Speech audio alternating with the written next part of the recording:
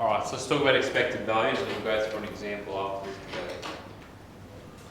So an expected value is just when you've got what is found on this is what we call that.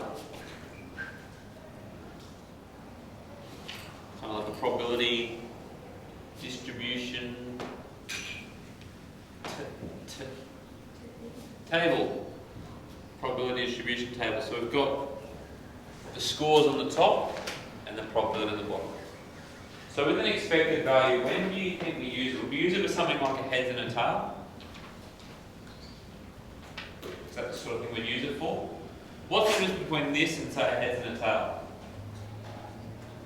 What do you reckon, Callum? What looks different? Basically, two outcomes. Yep, two outcomes, very good. Are all these outcomes weighted the same? Or are they not weighted? So it's a...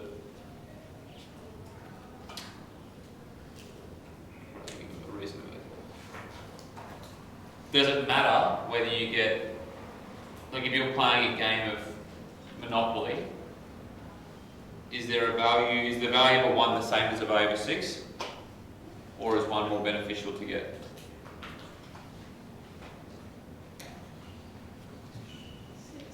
Six is more beneficial, correct?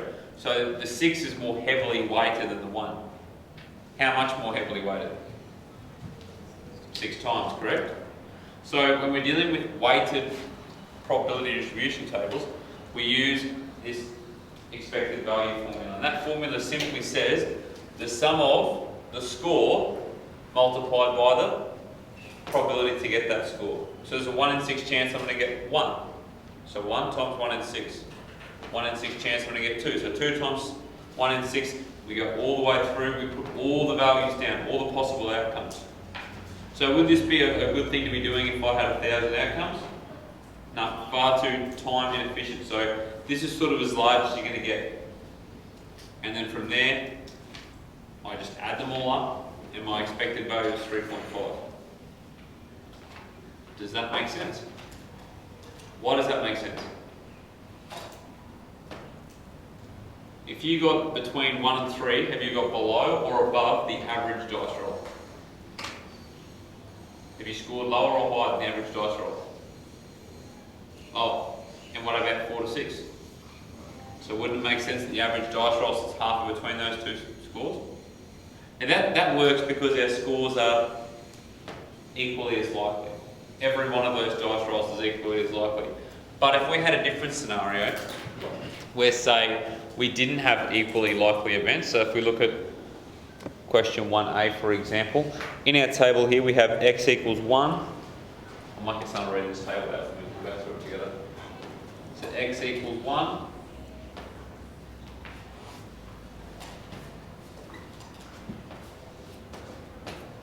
So 3, 5, 7, that's a card on the table. It's Yep. DEX. Yep. Yep. What is that between the X and the P? Do what? Above the example. Between the X and the P, what is that? An I. It's just saying x 1, 2, 3, 4. It's just saying the score. The probability for those is 0.2, 0.3, 0.25.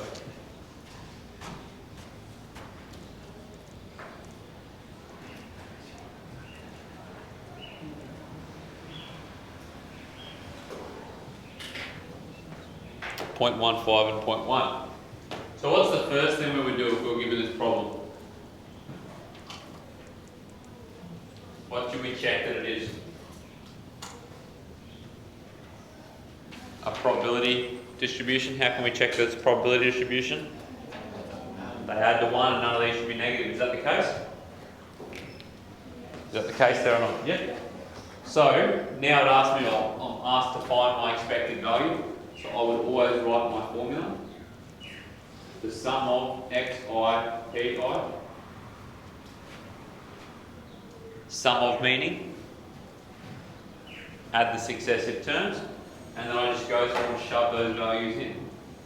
So ex equals 1 times 0.2 plus 3 times 0.3 5 times 0.25, I'm just going to go in the next row so we're not running out of room, plus 7 times 0.15, plus 9 times 0.1. You'll never guess what I do now.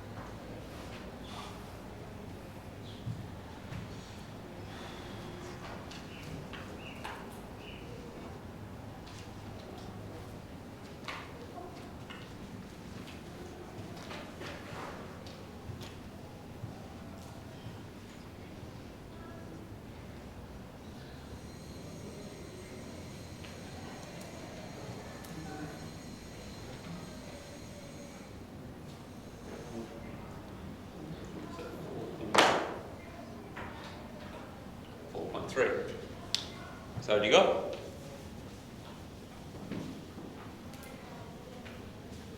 Does that make sense or not? So that's how we find our expected value. What does an expected value sound a lot like? What's it very similar to?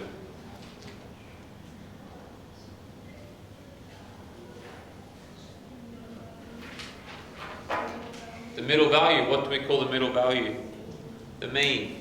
Okay? The mean of our score. So the expected value and the mean is sort of interchangeable. Does that make sense? Or not? Is anything I've said not make sense there? Now's your chance to let me know. How do I find the expected value? I simply just multiply the score with the likelihood of that occurring, add them all up. Why don't I have to divide them by the number of trials? Because normally when we do a mean, we add up all our values divided by the number of trials. Why don't I have to do that? Where is that already factored in? In the probability, correct? So we already factored that in the probability. Cool? Let's go to our next topic. Very similar. So we're dealing with, that's our middle value or expected value. Now we're going to look at variance. And variance is purely about measuring how far away from our median our data sits. I think I read it too. That's fine, doesn't matter. That's fine. So as an example, we'll just get a conceptual understanding. If I have two methods classes, which one of those two has the highest variance? The red class or the orange class? Who thinks the red? Who thinks the orange? It's the red class, because the red class has the highest distance from that middle value. Does that make sense? So flat data has a high variance, thin data has a low variance. Would this be a high variance or a low variance?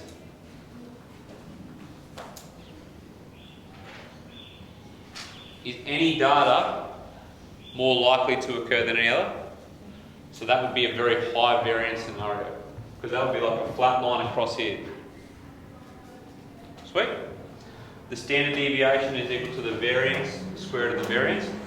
So you'll often see the standard deviation shown with that little circle, like the little dude wearing a hat, if you're thinking about drawing a stick man with a hat, which means that if we rearrange that equation, the variance is equal to the standard deviation squared.